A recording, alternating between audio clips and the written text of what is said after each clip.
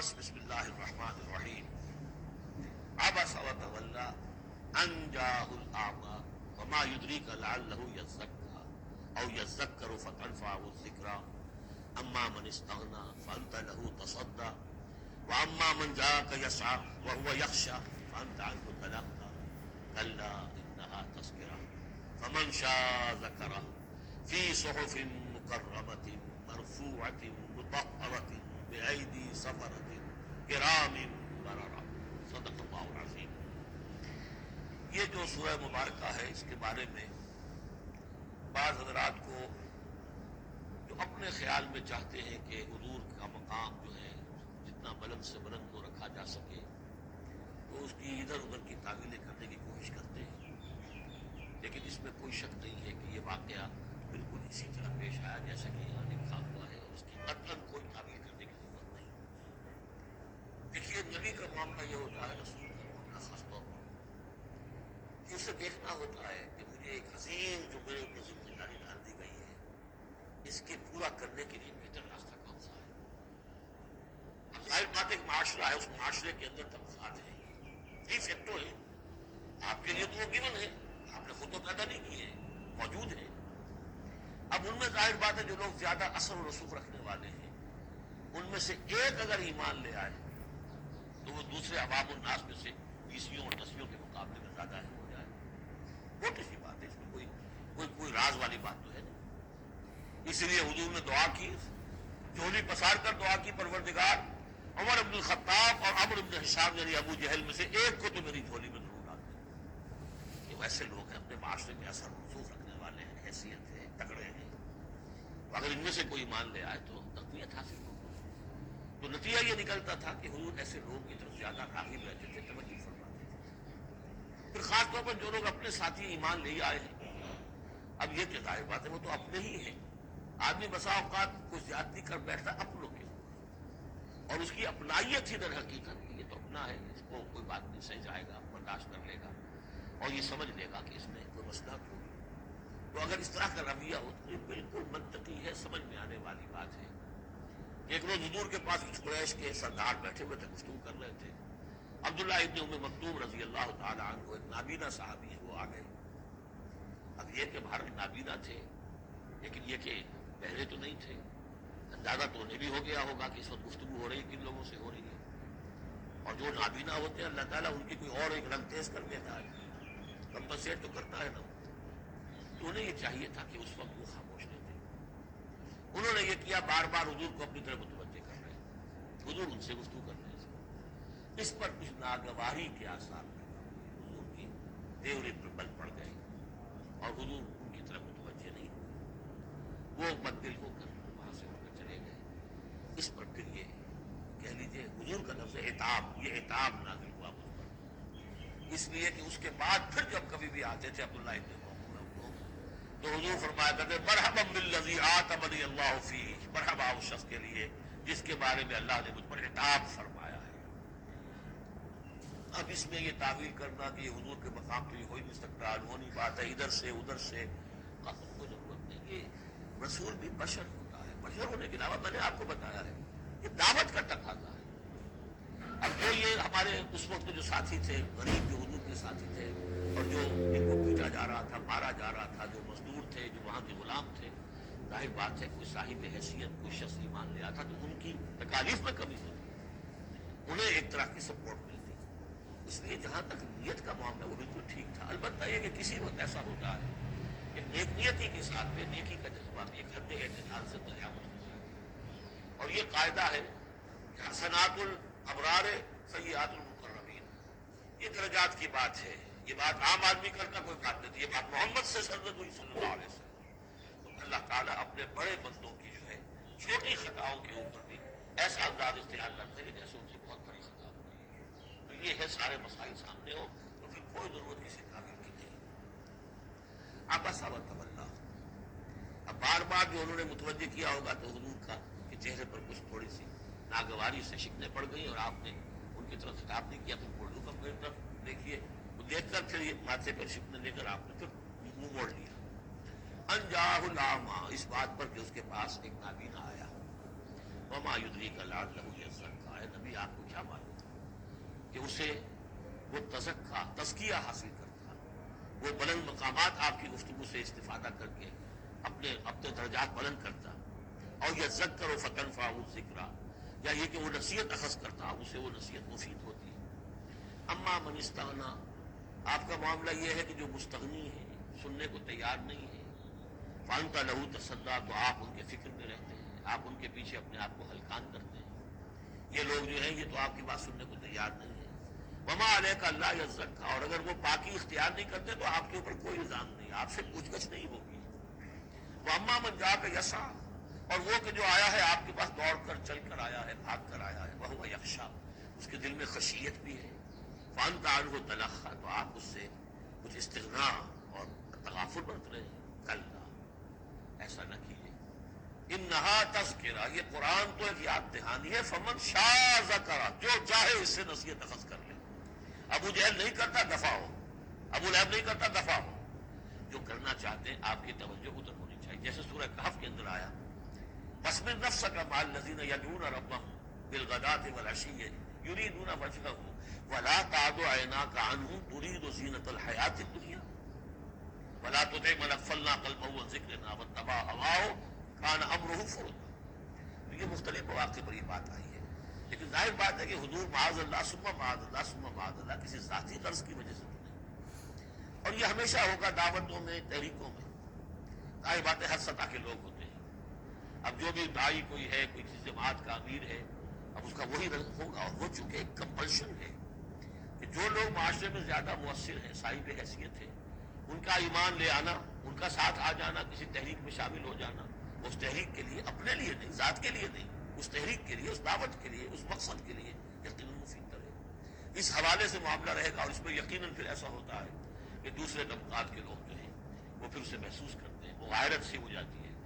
یہ در حقیقت دنیا میں بھی یوں سمجھیے کہ ہر اعتبار سے یہ پل سرات جسے ہم کہتے ہیں کہ اس کو بال سے زیادہ باریک اور تلوار کی دھار سے زیادہ تیز ہوگی، وہ دنیا میں بھی ہے۔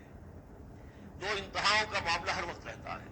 کوئی شخص جو ہے وہ اپنی خودداری، عزت نفس کی وجہ سے ایک رویہ اختیار کرتا، دوسرا سمجھتا متکبر ہے۔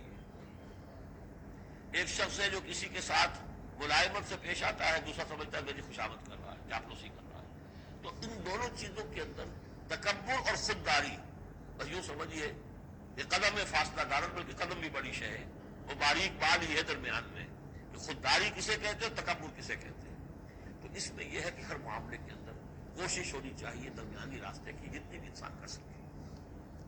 یہاں جس شان کے ساتھ قرآن کا ذکر ہوا ہے، اس قرآن مجید کو بھی آپ اپنا جس طریقے سے اپنی فرض رسالت کی ادائیگی کے لیے جس طرح آپ اپنے آپ کو ہلکان کر رہے ہیں، اس میں ایک پہلو اور بھی ہے، اس قرآن کی بھی توہین ہو رہی ہے۔ اس قرآن کو لیے آپ پھر رہے ہیں، وہ دے رہے ہیں، پڑھو اور سنو اور سمجھو، پھر میں سناتا ہوں، پھر سناتا ہوں۔ کلا انہا تذکرہ فمن شاء ذکرہ، نہیں، یہ تو ایک نصیحت ہے، جو چاہے آپ اس کریں، جو نہیں کرنا چاہتا دفع ہو۔ فی صحف مکرمۃ، اور یہ قرآن اصل میں تو ہے بڑے باعزت صحیفوں میں، بلکہ یہ چوتھا مقام آ گیا، اگرچہ یہاں پہ لفظ نہیں آیا ہے، جیسے کہ ہم پڑھ چکے ہیں حوامیم کے سلسلے میں۔ یہ قرآن کہاں ہے؟ وَإِنَّهُ فِي أُمِّ الْكِتَابِ لَدَيْنَا لَعَلِيٌّ حَكِيمٌ، یہ تو ام الکتاب کے اندر ہے، جو ہمارے پاس ہے، اور بڑے بلند مقام پر ہے۔ اور سورہ واقعہ میں ہم پڑھ چکے ہیں، یہ قرآن کہاں ہے؟ فی کتاب مکنون لا یمسہ الا المطہرون، یہ تو چھپی ہوئی کتاب ہے، مخفی کتاب نہیں، اسے چھو ہی نہیں سکتے مگر صرف وہی جو نہایت پاک باز ہے۔ کون ہے نہایت پاک باز؟ فرشتے ہیں، ان کے ساتھ نفس امارہ ہے ہی نہیں، ان کے ساتھ وہ عالم خلق کا کوئی تقاضا ہے ہی نہیں، وہی ہے کہ جو اس کے وہاں پر جو ہے ان کے سامنے وہی لکھنے والے ہیں، بھی آ جائے گا لکھنے والے، آگے چل کر آئے گا۔ وہ یہ قرآن کہاں ہے؟ بل ہوا قرآن مجید فی لوح محفوظ، تو لوح محفوظ، کتاب مکنون، ام الکتاب، اصل قرآن وہاں، جیسا کہ بارہا میں نے کہا، یہ تو قرآن کی مصدقہ نقول ہے جو اللہ نے ہمیں فراہم کر دی، اصل قرآن وہاں ہے، اسی کا تذکرہ یہاں ہو رہا ہے، فی صحف مکرمۃ۔ وہ ام الکتاب جو ہے وہ تو بڑے مکرم، بڑے معزز باعزت ورقوں میں ہے، مرفوعہ، بلند و بالا، مطہرہ، نہایت پاک، کہ ایدی سفرت، وہ ان کے ہاتھوں میں لکھنے والے فرشتے وہاں سے نقلیں تیار کر کر کے تو آخر بھیج رہے ہیں نا وہ، کہ ایدی سفرت کرام بررا، اور وہ خود بھی بڑے باعزت ہیں، بڑے نیک ہیں. یہ ہے قرآن مجید کا مقام. تو آپ اس قرآن مجید کے ساتھ بھی اس کے مقام کو سمجھتے ہوئے معاملہ کیجئے. جو اس کی توہین کرتا ہے اسے دفع کیجئے، اس کو منہ نہ لگائیے. اور آپ کو اپنے آپ کو جو بھی آپ کے پاس چل کر آئے اور جو واقعتاً طالب ہو ہدایت کے اور نیکی کے اور تقویٰ کے، ان پر توجہ کیجیے. قتل الانسان ما اکفرہ، ہلاک ہو جائے یہ انسان کس قدر یہ ناشکرا ہے. من ای شیء خلقہ، کبھی سوچے یہ اللہ نے اسے کس چیز سے پیدا کیا ہے. من نطفہ، ایک بوند سے. خلقہ، اسے بنایا. فقدرہ، اس کا ایک اندازہ مقرر کر دیا. دیکھیے ہر انسان کا ایک اندازہ ہے، شاکلہ. آج ہم سمجھتے ہیں جینز ہیں، ہر شخص کو جو جینز ملے ہیں اسی کے حساب سے اس کا شاکلہ وجود میں آئے گا. یا تو اس کو جو جینز مل رہا ہے ماں سے اور باپ سے، اور یا پھر یہ ہے کہ جس ماحول میں اللہ نے اس کو پیدا کیا اس سے اس کا ایک شاکلہ وجود میں آتا ہے. تو فرمایا کہ اس کا پھر ایک اندازہ بھی ہم نے مقرر کر دیا. ثم السبیل یسرہ، پھر ہم نے آسان کر دیا اس پر راستہ. اس میں یہ بھی ہے، معنی لیے گئے ہیں کہ ماں کے پیٹ سے اب کس قدر یہ مرحلہ سخت ہے، اس کا وہ راستہ جو اس کا نکلنے کا ہے کس قدر سخت ہے، کس قدر انسان کے لیے واقعتاً ایک وجوبہ ہے. تو اس کو وہ راستہ اس کے لیے آسان کر دیا. لیکن یہ کہ پوری زندگی کا راستہ بھی ہے. ثم اماتہ فاقبرہ، پھر اس پر موت وارد کی اور پھر اسے قبر میں داخل کر دیا. ثم اذا شاء انشرہ، پھر جب چاہے گا اسے اٹھا لے گا. اب اس میں جو اثر ہے ردم کو دیکھیے، جب مجھے یہ کیا پھر یہ کیا پھر یہ کیا پھر یہ کیا پھر، تو کیا یہی مشکل ہے کہ دوبارہ اٹھا نہیں سکتا. قتل الانسان ما اکفرہ من ای شیء خلقہ من نطفہ خلقہ فقدرہ ثم السبیل یسرہ ثم اماتہ فاقبرہ ثم اذا شاء انشرہ کلا لما یقض ما امرہ. کوئی نہیں، لیکن اس نے تاحال وہ بات پوری نہیں کی جس کا کسی حکم دیا گیا تھا. فَلْيَنظُرِ الْإِنسَانُ إِلَىٰ طَعَامِهِ، تو ابھی اگر کوئی شک ہے تو ذرا انسان غور کرے اسے کس طرح پیدا کیا تھا. اب اس کے لیے غذا کہاں سے اللہ دے رہا ہے، اس کا پیدا کرنے والا. فَلْيَنظُرِ الْإِنسَانُ إِلَىٰ طَعَامِهِ، وہ ذرا اپنے کھانے کو دیکھو، غذا کو دیکھے. أَنَّا صَبَبْنَا الْمَاءَ صَبًّا، ہم نے آسمان سے بارش برسایا جیسے کہ برسایا جاتا ہے، پانی برسایا. ثُمَّ شَقَقْنَا الْأَرْضَ شَقًّا، پھر ہم نے زمین کو پھاڑا جیسے کہ وہ پھٹتی ہے، اس میں سے وہ پھر کھوپڑیں نکلی ہیں. فَأَنبَتْنَا فِيهَا حَبًّا، ہم نے اگا دیے اس میں اناج. وَعِنَبًا وَقَضْبًا، اور اس میں انگور بھی اور مختلف ترکاریاں بھی، ککڑیاں وغیرہ. وَزَيْتُونًا، اور زیتون، وَنَخْلًا، اور کھجوریں. وَحَدَائِقَ غُلْبًا، اور بڑے گھنے اور گنجان باغ. وَفَاكِهَةً، اور میوے. وَأَنْعَامًا، اور چارہ تمہارے جانوروں کے لیے. مَتَاعًا لَكُمْ وَلِأَنْعَامِكُمْ، یہ تمہاری ضروریات کی بہم رسانی ہے، تمہارے لیے بھی اور تمہارے چوپایوں کے لیے بھی. اس قدر یہ مضامین جو ہیں مل رہے ہیں سورہ نازعات کے اور سورہ عبس کے. فَإِذَا جَاءَتِ الصَّاخَّةُ، وہاں کیا تھا؟ فَإِذَا جَاءَتِ الطَّامَّةُ الْكُبْرىٰ، یہاں آیا فَإِذَا جَاءَتِ الصَّاخَّةُ، جب وہ آ جائے گی کان پھوڑنے والی.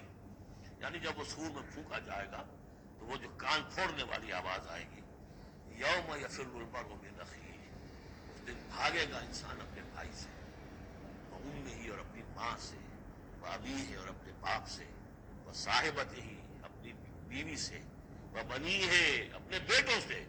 لکل امرئ منہم یومئذ شأن یغنیہ، ہر جان کے لیے، ہر انسان کے لیے اس دن ایک ایسی جان پر بنی ہوگی جو ہر ایک سے اسے بالکل بے خبر کر دے گی. اسی میں نفسی اسی میں الجھا ہوا ہوگا. وجوہ یومئذ مسفرہ، اب وہی نقشہ جو سورہ قیامہ میں آیا تھا. وجوہ یومئذ ناظرۃ الی ربها ناظرہ، ووجوہ یومئذ باسرۃ تظن ان یفعل بها فاقرہ. وجوہ یومئذ مسفرہ، بہت سے چہرے ہوں گے اس روز روشن. ضاحکۃ مستبشرہ، تبسم ہوگا ان کے چہروں پر، ہنس رہے ہوں گے اور خوشیاں منا رہے ہوں گے. ووجوہ یومئذ علیہا غبرہ، اور کچھ چہرے ہوں گے ان کے اوپر دھول پڑی ہوگی، غبار آلود. ترہقھا قترہ، ان پر سیاہی چھائی ہوئی ہوگی. اولئک ھم الکفرۃ الفجرہ، یہی ہے وہ کہ جو منکر ہے اور فاجر ہے، اپنے نفس کے تقاضوں کو پورا کرنے کے لیے